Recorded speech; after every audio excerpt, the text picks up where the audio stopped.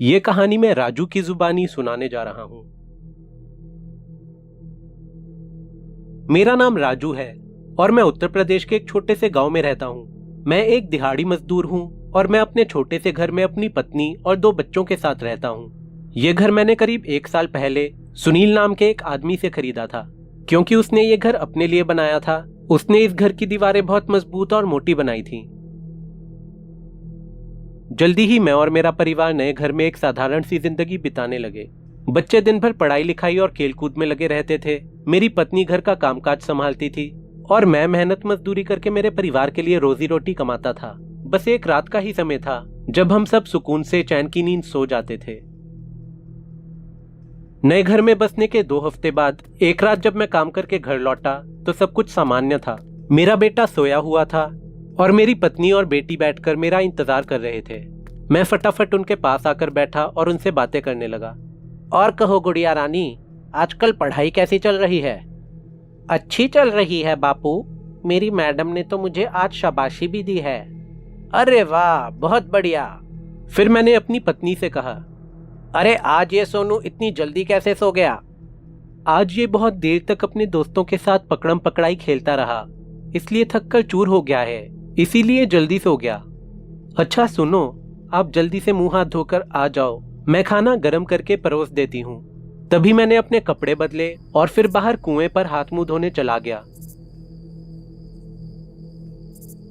मेरी पत्नी ने भी मेरे लिए दाल रोटी सब्जी गर्म कर दिए। मैंने खाना खाने से पहले भगवान का नाम लिया और फिर मजे से खाना खाने लगा।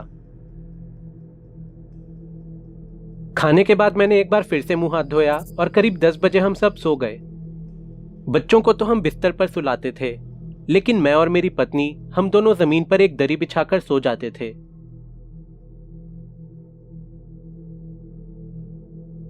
रात के करीब 2 बजे एक अजीब सी बदबू की वजह से मेरी अचानक ही नींद खुल गई। सिर्फ बदबू ही नहीं, मैंने अंधेरे में ध्यान से देखा तो पाया कि दीवारों पर कुछ अजीब सा लगा हुआ था।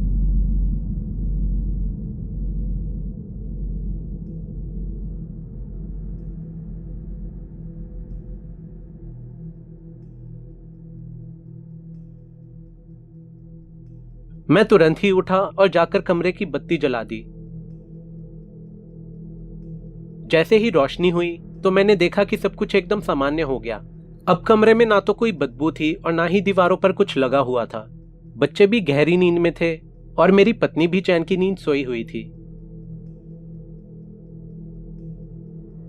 मैं हैरान होकर सोचने लगा कि क्या मुझे कोई भ्रम हुआ था। तभी आंखों में पड़ती रोशनी की वजह से मेरी पत्नी की नींद खुल गई। उसने उठते ही मुझसे पूछा, अरे ओ गुड़िया के बापू, क्या हुआ? इतनी रात को वहां खड़े होकर क्या कर रहे हो?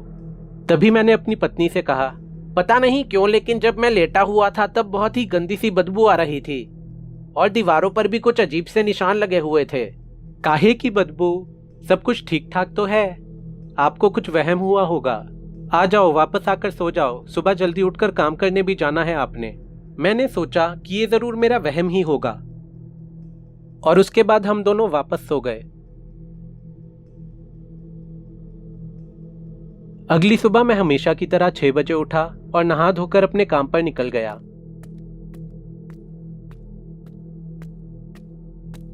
मैंने दिन भर बहुत काम किया और खूब लगन के साथ मेहनत मजदूरी करी।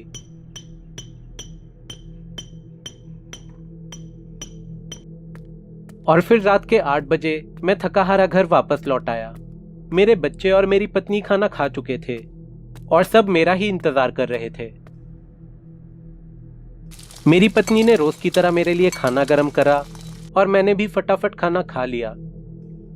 हमेशा की ही तरह हम एक बार फिर से रात के 10 बजे सो भी गए। उस रात फिर मुझे वही गंदी बदबू आई जो मुझे पिछली रात आई थी और मेरी आंखें खुली तो मैंने एक बार फिर दीवारों पर वही अजीब निशान देखे।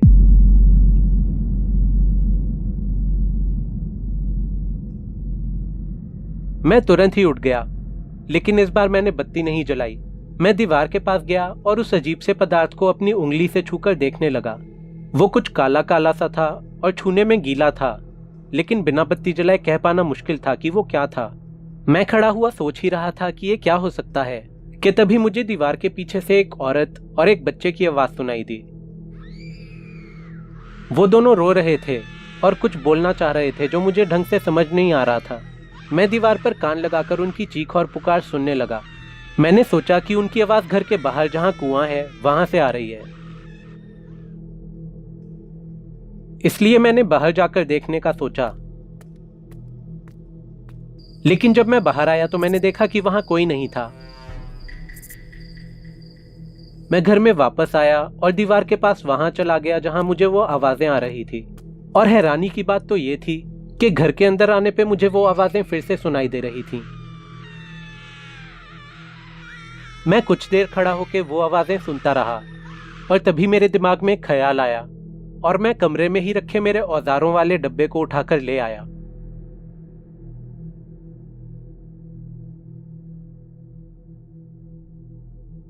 मैंने उसमें से मेरी हथौड़ी निकाली और दीवार को तोड़ने लगा। जल्दी ही मेरी पत्नी भी हथौड़ी के शोर की वजह से उठ गई। उसके बाद बच्चों की भी नींद टूट गई और वो अपने बिस्तर पर बैठकर मुझे देखने लगे।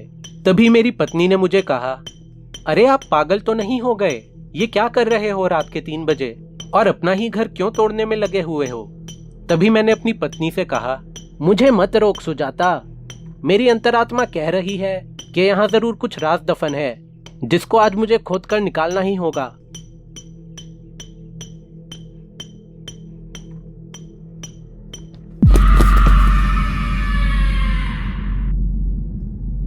थोड़ी ही देर में जब दीवार टूटी तो हम सबके होश उड़ गए। दीवार के अंदर 2 कंकाल दफन थे। ये नजारा देख के मेरे बच्चे और मेरी पत्नी तीनों ही डर के मारे रोने लगे। मैं भी कमरे के कोने में बुत बनकर खड़ा रहा और सोचने लगा कि अब क्या किया जाए। जब सुबह हुई तो मैंने फैसला किया कि मैं थाने में जाकर पुलिस को इस घटना के बारे में बताऊंगा। और जब मैं इंस्पेक्टर साहब को अपने घर लेकर आया तो मेरे घर का मंजर देखकर वो भी दंग रह गए। इंस्पेक्टर साहब ने मेरे कहने पर सुनील को थाने बुलाया, जहां उसने अपना गुनाह कबूल कर लिया। उसने बताया कि एक रात शराब के नशे में उसने अपनी पत्नी और बेटी को पीट पीट कर मार डाला था और अगले दिन जब उसे होश आया तो पकड़े जाने के डर से उसने अपने ही घर के अंदर उन दोनों को दफन कर दिया। उसने दीवार के आगे एक और दीवार बना दी जिसके बीच में उसने अपनी पत्नी और बेटी दोनों को ही दबा दिया। अपनी पत्नी और बेटी को मारने के 1 साल बाद उसने अपना घर मुझे बेच दिया। सुनील को लगा कि इतने समय बाद उसके अपराध का कोई पर्दाफाश नहीं कर पाएगा, लेकिन आज उसके पकड़े जाने के पीछे उसकी पत्नी और बेटी की दर्द में रोती आत्माएं हैं जिन्होंने मुझे एक जरिया बना के सुनील के अपराध को सबके सामने ला खड़ा किया। हमने उन दोनों कंकालों का अंतिम संस्कार करके घर के अंदर हवन भी करवा लिया है। मैं प्रार्थना करता हूं कि सुनील की पत्नी और बेटी की आत्मा को भी अब शांति मिल चुकी होगी।